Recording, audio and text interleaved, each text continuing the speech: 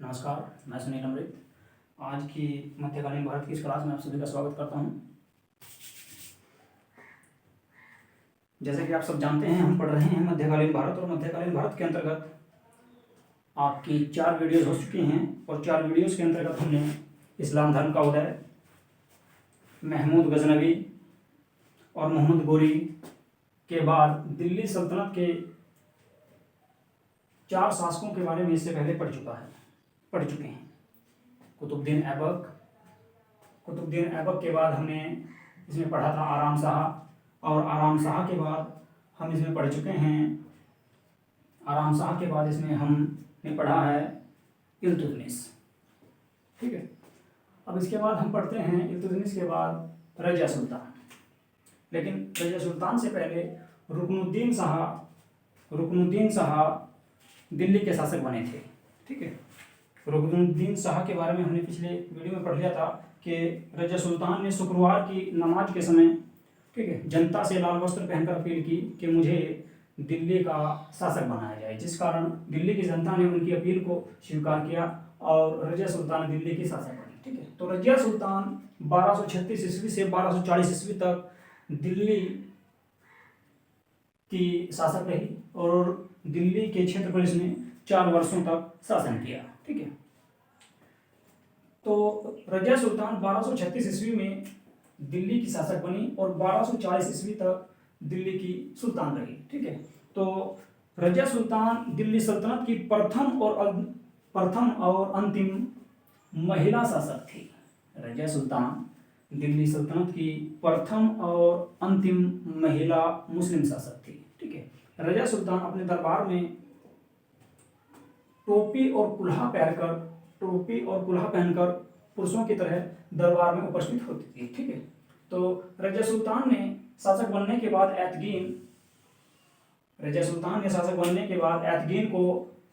ऐतगीन को बदायूं का इख्तियार या सूबेदार बनाया। ठीक है, और अल्तुनिया को भटिंडा, जो पंजाब में पड़ता है, भटिंडा पंजाब का इख्तियार बनाया। लेकिन अल्तुनिया ने 1240 ईस्वी में विद्रोह कर दिया, जिस कारण रजिया सुल्तान इस विद्रोह को दबाने के लिए भटिंडा गई। ठीक है, जिस कारण रजिया सुल्तान अल्तुनिया के विद्रोह को दबाने के लिए भटिंडा गई, लेकिन अल्तुनिया ने रजिया सुल्तान की सेना को पराजित किया और पराजित करने के बाद रजिया सुल्तान को बंदी बना लिया, यानी कि कैद में डाल दिया। ठीक है, लेकिन जब रजिया सुल्तान दिल्ली से भटिंडा गई तो रजिया सुल्तान ने जमालुद्दीन याकूत जो उसका सबसे विश्वसनीय व्यक्ति था, और इतिहासकारों के द्वारा कहा जाता है कि जमालुद्दीन याकूत रजिया का प्रेमी भी था। ठीक है, क्योंकि जब वो रजिया सुल्तान को घोड़े पर बैठाता था तो वह उसे अपने हाथ का सहारा देता था। ठीक है, तो रजिया सुल्तान जब दिल्ली से गई तो वह जमालुद्दीन याकूत को दिल्ली का संरक्षक बनाकर गई, यानी कि दिल्ली की गद्दी सौंपकर जिसको गई थी उसका नाम था जमालुद्दीन याकूत, जो रजिया सुल्तान का प्रेमी भी कहा जाता है। ठीक है, इसके बाद क्या हुआ, जब रजिया सुल्तान वहां पर हार गई तो यहाँ पर दिल्ली के अमीरों ने या दल चालीसा के सदस्यों ने जमालुद्दीन याकूत की हत्या कर दी। दिल्ली के अमीरों ने या दिल्ली में दल चालीसा था, उन लोगों ने रजिया सुल्तान के विश्वास पात्र जमालुद्दीन याकूत की हत्या कर दी और आराम शाह को दिल्ली की गद्दी पर बैठा दिया। ठीक है, उधर रजिया सुल्तान हार गई, रजिया सुल्तान को बंदी बना लिया गया, इधर आराम शाह ने दिल्ली पर अधिकार कर लिया। इसी कारण रजिया सुल्तान ने अल्तुनिया से विवाह कर लिया, अल्तुनिया से शादी कर ली और फिर से दिल्ली प्राप्त करने के लिए दिल्ली पर आक्रमण किया।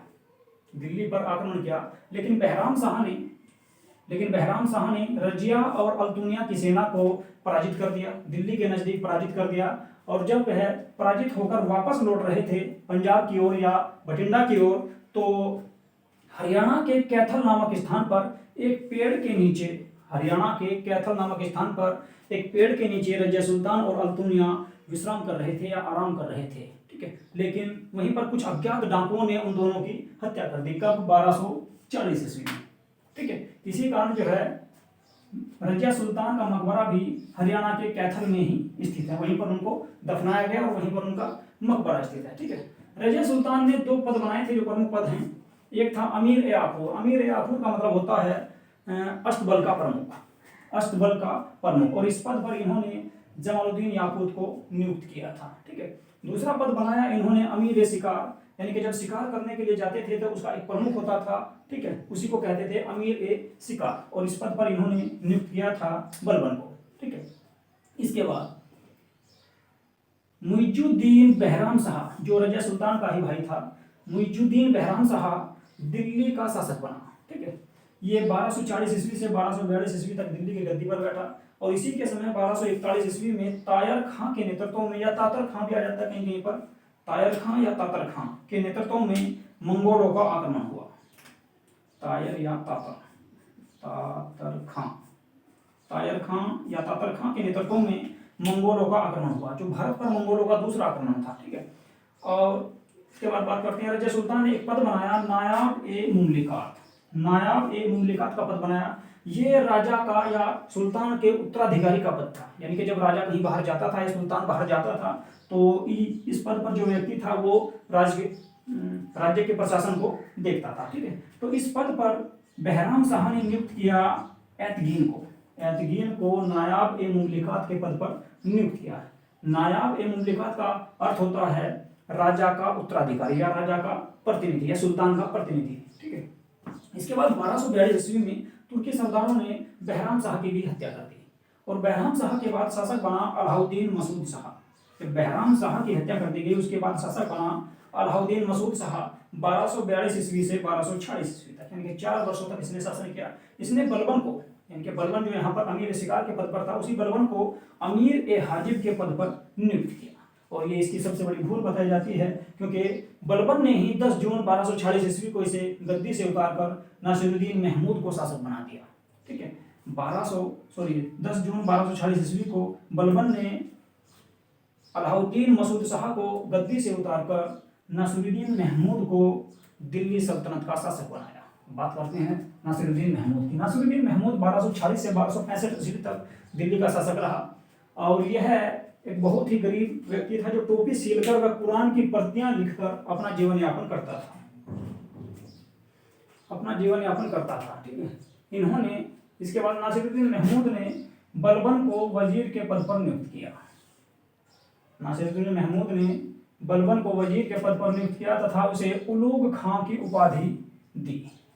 नासिरुद्दीन महमूद ने बलबन को वजीर के पद पर नियुक्त किया तथा उसे उलूग खां की उपाधि दी, ठीक है। इसके बाद बलबन ने अपनी पुत्री का विवाह नासिरुद्दीन महमूद के साथ कर दिया, और इसके शासनकाल में बलबन के हाथों में बलबन बहुत ज़्यादा शक्तिशाली बन गया था, अर्थात नासिरुद्दीन महमूद की जितनी भी शक्तियाँ थी वे सभी बलबन के हाथों में थी, जिस कारण दिल्ली के अमीरों ने इसका विरोध किया, और कुछ समय के लिए दिल्ली के अमीरों के विरोध के कारण बलबन को वजीर के पद से हटा दिया गया, ठीक है। लेकिन फिर से बलबन ने दोबारा वजीर के पद को प्राप्त कर लिया, और बलबन ने लगातार अपनी शक्ति को बढ़ाया।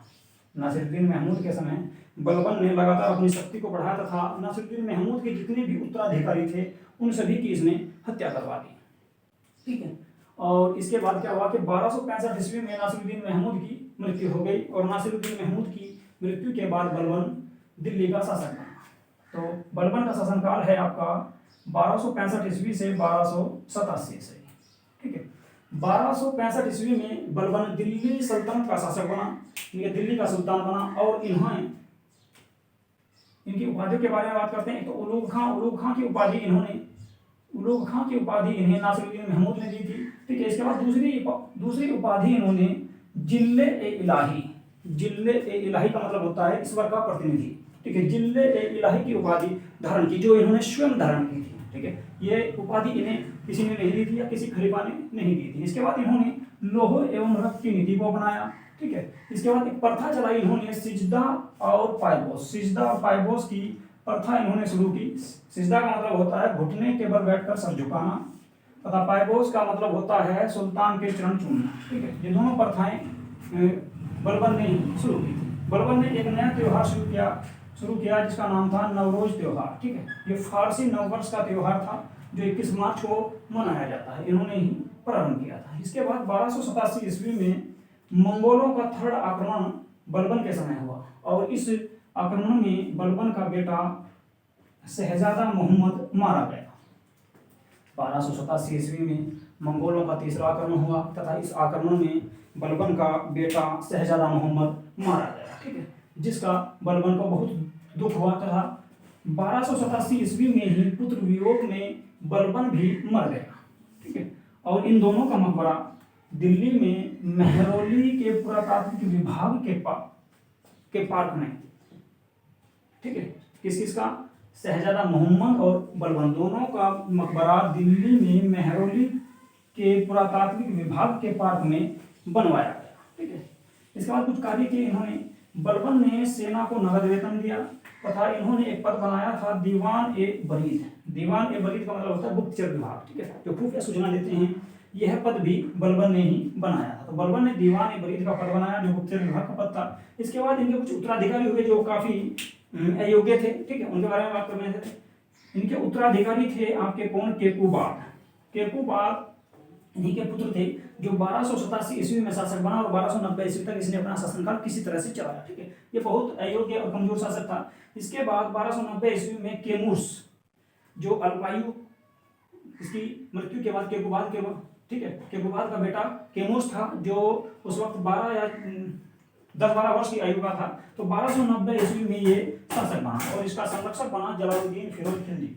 जलालुद्दीन फिरोज खिलजी केमूस का संरक्षक बना तथा इसी ने इसकी हत्या करके, ठीक है, इसी ने इसकी हत्या करके दिल्ली में गुलाम वंश का अंत किया।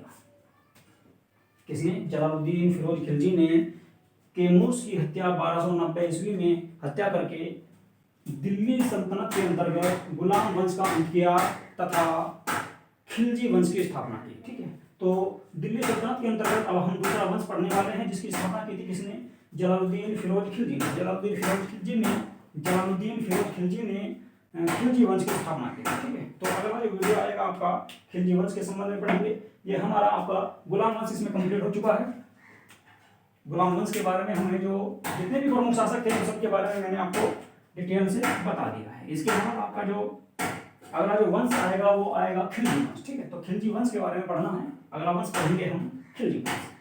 ओके, ठीक है, तो आज का वीडियो आपको कैसा लगा इसके बारे में अपनी प्रतिक्रिया जरूर दें।